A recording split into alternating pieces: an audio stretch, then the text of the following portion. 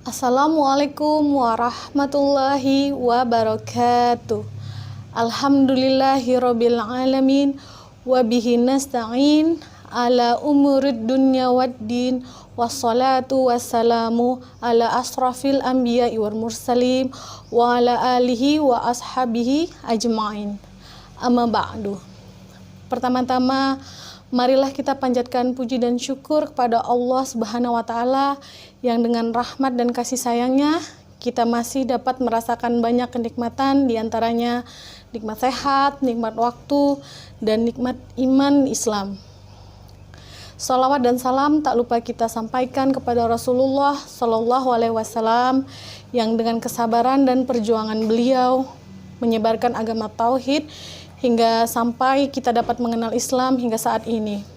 Perkenalkan, nama saya Dian Mareta selaku pembawa acara dalam kajian mingguan Ummahatul Jannati.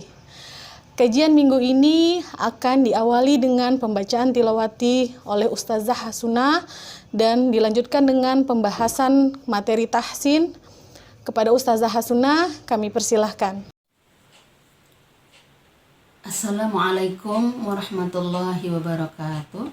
Innal hamdalillah wassalatu wassalamu ala rasulillah la haula wala quwata illa billah, amma ba'du. Yang saya hormati bunda-bunda Ummahatul Jannati, apa kabar semuanya? Semoga selalu kita dalam lindungan Allah Subhanahu wa taala dan disehatkan sehingga kita bisa melaksanakan aktivitas sebagaimana biasanya. Kita bersyukur kehadirat Allah Subhanahu wa taala. Allah izinkan kita kembali untuk melaksanakan kajian. Semoga membawa manfaat untuk kita semua. Shalawat serta salam tercurahkan kepada junjungan Nabi besar kita Muhammad sallallahu alaihi wasallam. Kita lanjutkan bacaan kita masih di surah Al-Baqarah. Buka Al-Qur'annya, kita simak bersama-sama. Semoga mendapatkan cucuran rahmat dari Allah Subhanahu wa taala. A'udzu billahi minasy syaithanir rajim. Bismillahirrahmanirrahim.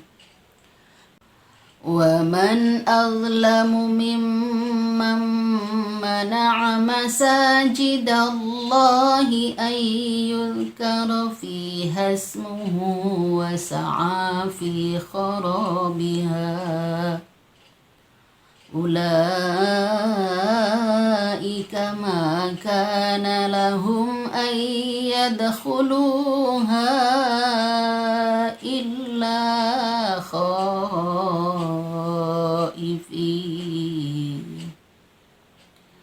lahum fid dunya khizyun wa lahum fil akhirati adzabun azim. Walillahil masyriq wal maghrib fa aynama tuwallu fatamma wajhullah. Inna Allaha wasi'un alim. Wa qalu ittakhadallahu waladan subhanahu bal lahu ma fis samawati wal ard kullun lahu qanitun. Shadaqallahul azim.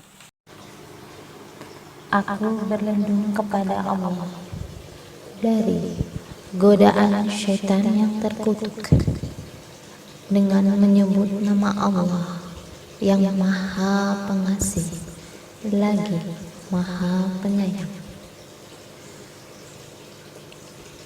Dan siapakah yang lebih zalim daripada orang yang melarang di dalam masjid-masjid Allah untuk menyebut namanya dan berusaha merobohkannya? Mereka itu tidak pantas memasukinya kecuali dengan rasa takut kepada Allah. Mereka mendapat kehinaan di dunia dan di akhirat mendapat azab yang berat. dan milik Allah, timur dan barat. Kepadapun kamu menghadap, di sanalah wajah Allah. Sungguh, Allah Maha Luas, Maha Mengetahui. Dan mereka berkata Allah mempunyai anak. Maha suci Allah, bahkan miliknya lah apa yang di langit dan di bumi, semua tunduk kepadanya. Maha benar Allah dengan segala firman-Nya. Kita baca hukum tajwidnya di ayat terakhir. Waqalu di situ hukumnya mad tabi'i. Waqalu takhadallahu, di situ hukumnya alif lam syamsiyah. Takhadallahu lafaz jalalah. Waladan subhana, tanwin ketemu di situ ifa. Kalau subha nahu madsila. Ballahu itu lam ketemu lam, di situ idgham mimi atau misli atau mutamatsilah, itu ketemunya satu jenis. Lahu di situ madsila. Tabi'i fis samawati, fis alif lam syamsiyah, mawati tabi'i, wal ardi, wal di situ hukumnya alif lam qamariyah. Kullun lahu, kullun tulisannya kullun lahu, tanwin ketemu lam, di situ tulis di situ hukumnya idgham bila guna. Lahu mansilah qasirah, di situ hukumnya tabi'i qanitun, di situ hukumnya mad arid lisukun. Shadaqallahul azim. Allahumma arhamna bil Qur'an. Bismillahirrahmanirrahim. Assalamualaikum warahmatullahi wabarakatuh. Innal hamdalillah nahmaduhu wa nasta'inuhu wa nastaghfiruhu wa na'udzu billahi min syururi anfusina wa min sayyiati a'malina. May yahdihillahu fala mudilla lahu wa may yudlil fala hadiya lahu. Asyhadu an la ilaha illallah wa asyhadu anna Muhammadan abduhu wa rasuluhu la nabiyya ba'da. Rabbi ishrah li sadri wa yassir li amri wahlul 'uqdatam min lisani yafqahu qawli. Shadaqallahul adzim. Alhamdulillah, ummahatul janati yang dirahmati oleh Allah. Bagaimana kabarnya hari ini? Insyaallah dalam kondisi alhamdulillah luar biasa. Allah Akbar. Alhamdulillah, ummahatul janati yang dirahmati oleh Allah. Marilah sama-sama kita panjatkan puji syukur kehadirat Allah Subhanahu wa taala atas segala nikmatnya, atas segala karunia-Nya, berlimpahan rahmat yang telah diberikan kepada kita semuanya. Tentunya kita masih bisa merasakan kenikmatan yang Allah berikan. Alhamdulillah bini'matillah. Salawat serta salam tak lupa juga kita panjatkan kepada baginda Nabi besar kita Muhammad sallallahu alaihi wasallam. Allahumma sholli wa barik alaihi. Tentunya beliau adalah suri tauladan kita, uswah terbaik kita yang patut untuk kita teladani. Ya, ummahatul janati yang dirahmati oleh Allah Subhanahu wa taala. Pada kesempatan kali ini seperti biasa kita bertemu kembali dalam kajian kitab Tarbiyatul Aulad fil Islam, atau pendidikan anak di dalam Islam. Kita masih berada di dalam bab atau pasal ya terkait dengan memilih pasangan, ya baik istri ataupun suami berdasarkan agamanya. Marilah terlebih dahulu kita simak pembacaan kitab dalam Tarbiyatul Aulad berikut. Bismillahirrahmanirrahim. Wabil muqabili arsyadun Nabi sallallahu alaihi wasallam awliyaul mukhatubatu bi an yabhadu an khatab li ad-dini wal khuluq. Dan dengan diterimanya petunjuk dari Nabi sallallahu alaihi wasallam oleh Nabi sallallahu alaihi wasallam, aulia kepada para wali, mukhatubatu ya wali dari anak-anak perempuan, bian yabahatu untuk mencarikan an laki-laki ya, maksudnya ini li'ad-dini wal khuluq, yang memiliki agama dan akhlak. Nah, sebelumnya kita ulas sebentar ya.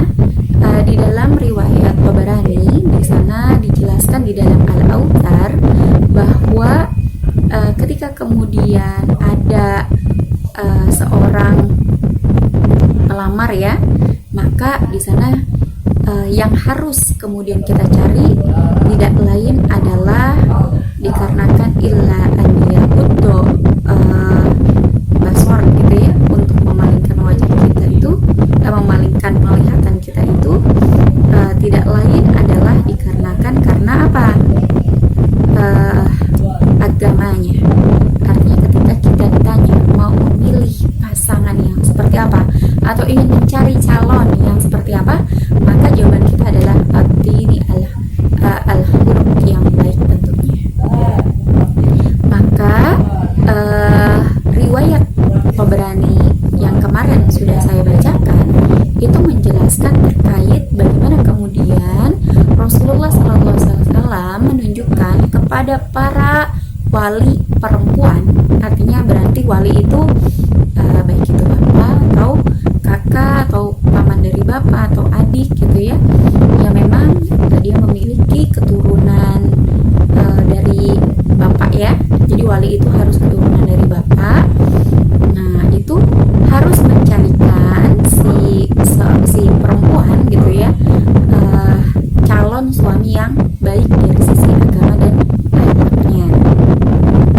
Liyaqumi bil wajibil akmali fi ri'ayatil usrah, untuk menjalankan semua kewajibannya secara sempurna di dalam mengurusi keluarganya. Jadi diharapkan ketika si pelamar ini atau calon laki-laki yang dicari ini adalah seorang laki-laki yang baik dari hati dan akhlaknya, dia bisa menjalankan kewajiban secara sempurna kepada keluarganya. Wa adain huquqi zaujiyah, dan juga melaksanakan hak-hak istrinya ya. Nanti dibahas lah tentunya hak istri itu seperti apa ya. Wa tarbiyatul aulad, dan mendidik anak-anaknya. Wal qaramatu sahihatu fi ghairati ala syarif ya, dan menjadi qawam atau kekuatan atau pemimpin, orang yang menata, yang mengatur, yang memanage gitu ya, dari sebuah kebenaran atau kesohihan di dalam menjaga kehormatan dan juga kemuliaan. Wa ta'minin hajatil baiti bil badili wal infaqi, dan memenuhi seluruh kebutuhan rumah dibadil dengan tenaga dan juga nafkahnya. Nah, tentunya itu yang kemudian menjadi kewajiban bagi si suami dan merupakan hak bagi si istri ya, salah satunya adalah mendapatkan nafkah yang ma'ruf. Rawa Tirmidzi an Rasulullah sallallahu alaihi wasallam annahu qala, yang diriwayatkan oleh Tirmidzi bahwa Rasulullah sallallahu alaihi wasallam itu telah bersabda, idza ja'akum man tardawna dinahu wa khuluquhu fazawwijuhu. Apabila telah datang kepada kalian man tardawna, orang yang kalian ridhoi, dinahu dari agamanya, wa khuluquhu dan juga akhlaknya, fazawijuhu ya, maka nikahkanlah, segera nikahkan.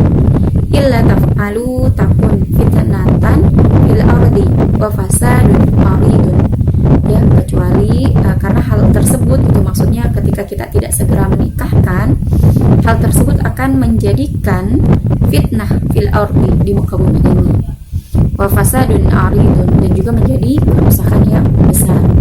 Jadi sebenarnya bagi seorang perempuan ketika kemudian telah datang ya, misalnya meskipun dia belum memiliki niat untuk menikah, tetapi kemudian ketika sudah datang seorang laki-laki yang memang baik dari sisi agamanya, akhlaknya, maka sebenarnya tidak perlu kemudian ada keraguan lagi bagi seorang wanita tersebut ya untuk mengatakan tidak niat untuk menikah gitu. Kenapa? Karena memang sebuah fitnah yang besar gitu ya ketika kemudian kita menolak kehadiran seorang laki-laki atau pelamar yang baik dari sisi agama maupun akhlaknya. Bahkan di sini penjabaran dari riwayat Tirmidzi tadi gitu ya, dikatakan wa ayatu fitnatu a'zimu 'ala dini wat tarbiyatu wal akhlaqu min antaqa fatahu mu'minatu baina birathani khatabu mutahallidu. Dan apakah fitnah yang besar, apakah ada fitnah yang lebih besar dari agama dan juga pendidikan ya, dan juga akhlak dari yang terjadi karena adanya kejerumusan seorang mukmin di antara cengkraman pelamar yang rusak ya. Apakah ada gitu ya, dikatakan gitu ya. Ini sampai diberikan penegasan sebuah pertanyaan, benar nggak sih gitu ya, ada nggak sih gitu fitnah yang lebih besar daripada kemudian datangnya seorang pelamar yang merusak seorang wanita gitu ya.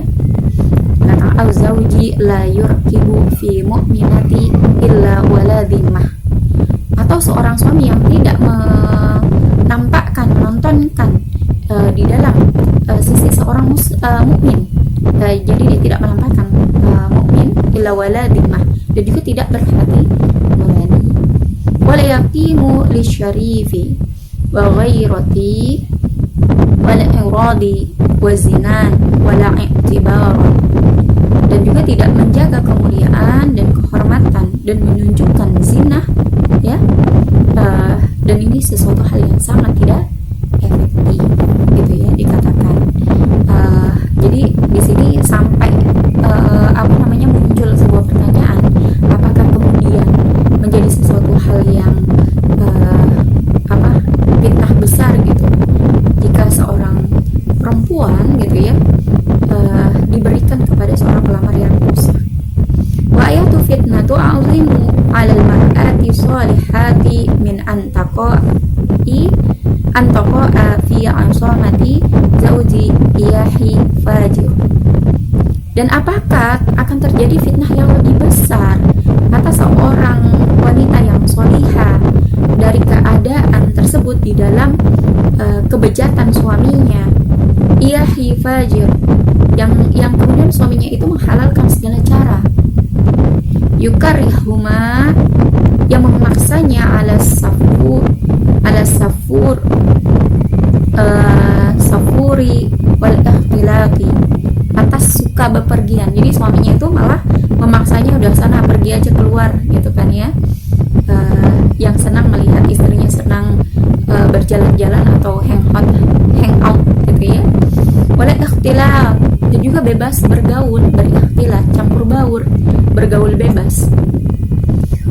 Wa yujabbiruha, dan memaksanya ala ihtisai khimarati, yang untuk melepaskan himarnya. Wa muragodatu rijal, dan juga menari atau berdansa dengan laki-laki lain. Wa yuksiruha ala tafalati min rabiqati dini wal akhlaqi, dan juga meramu baginya gitu ya untuk bepergian dari kerapihan agama. Jadi misalnya dan juga akhlaknya, suami ini nggak suka kalau si istrinya itu pandai beragama gitu ya, akhlaknya sesuai dengan agama, itu laki-laki itu nggak suka gitu. Jadi dikatakan apakah ini merupakan fitnah yang sangat besar gitu ya, aklim itu lebih besar gitu, sampai dikatakan seperti itu. Maka di sini katakan fakumin fatahi, maka sesungguhnya hal itu adalah sesuatu yang sangat menyedihkan. Wayalil asfi, dan berapa banyak, dikatakan berapa banyak, kanat fi baiti ahliha mithalan li'afati wa taharah, ya, keberadaan di dalam rumah keluarganya itu yang menjadikan kepada kewibawaan, kesucian gitu ya. Falamma intiqalat ila baiti ibahi, tatkala berpindah ke rumah yang membolehkan segala hal.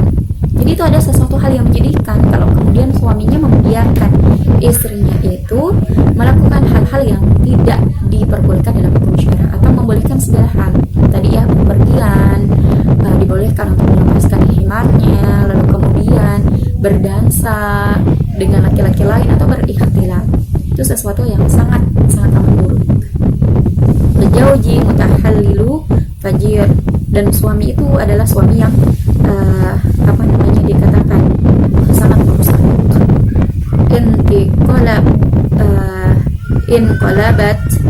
Inqalabati, dan berubahlah ila imra'atin mutahattakatu mustahtaroti, ya, kepada perempuan yang liar, perempuan yang bebas. Jadi wanita soleh ini jika kemudian diberikan kepada laki-laki yang bejat, yang rusak gitu ya, maka dia akan menjadi seorang perempuan yang liar, yang bebas tanpa batas.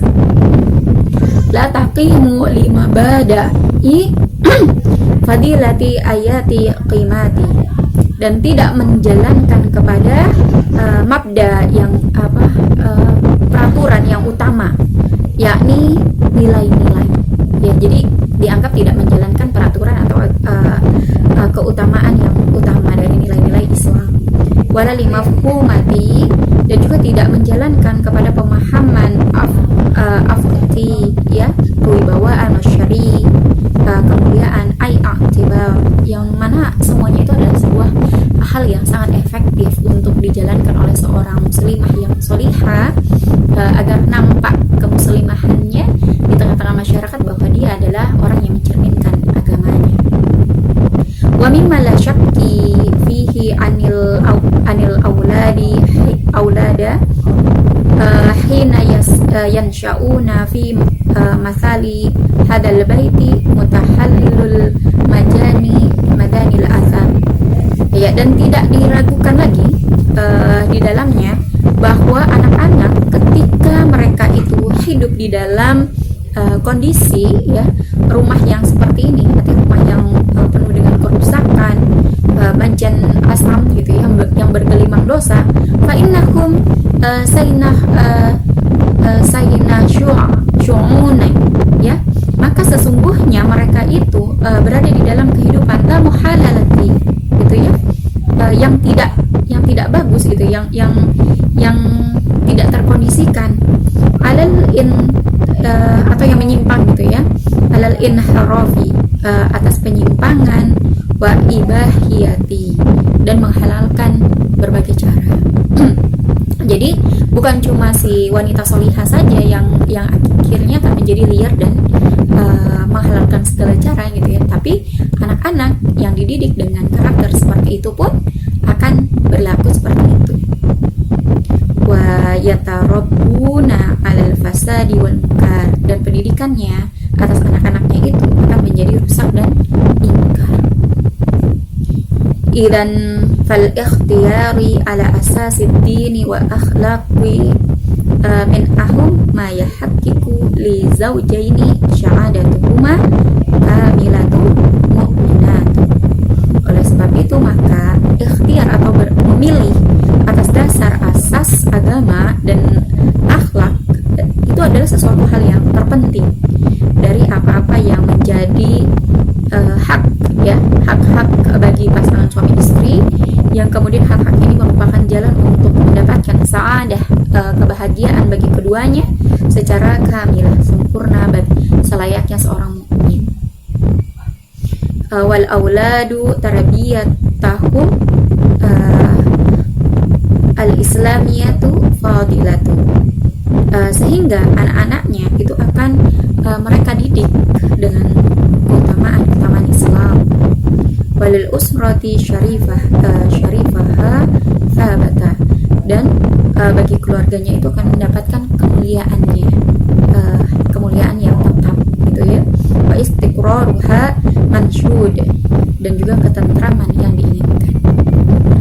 Ummahatul jannati yang dirahmati oleh Allah, jelaslah sudah bagaimana kemudian Allah memerintahkan bagi kita semua untuk mencarikan calon bagi anak-anak kita atau bagi diri kita gitu kan, calon-calon yang berdasarkan kepada asas ad-din wal khuluq, ya, berdasarkan agama dan juga akhlak yang baik. Karena dengan agama dan akhlak yang baik maka akan terciptalah kesakinahan, mawadah, serta rahmah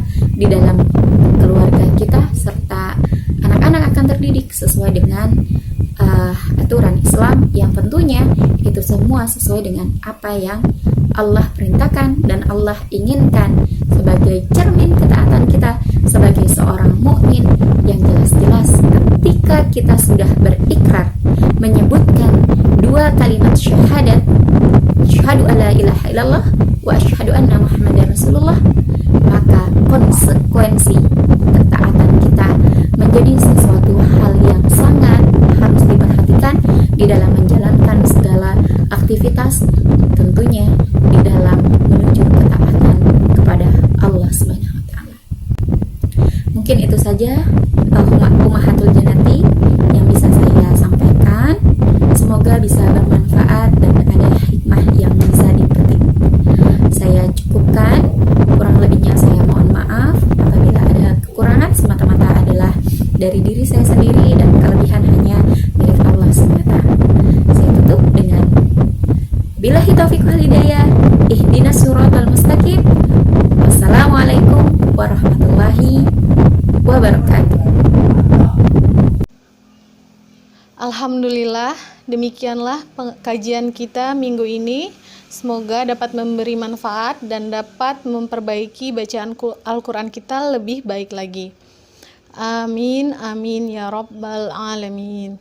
Terima kasih kepada Ustazah Hasuna atas pemaparan ilmunya. Kita tutup kajian minggu ini. Kurang lebihnya saya mohon maaf. Wassalamualaikum warahmatullahi wabarakatuh.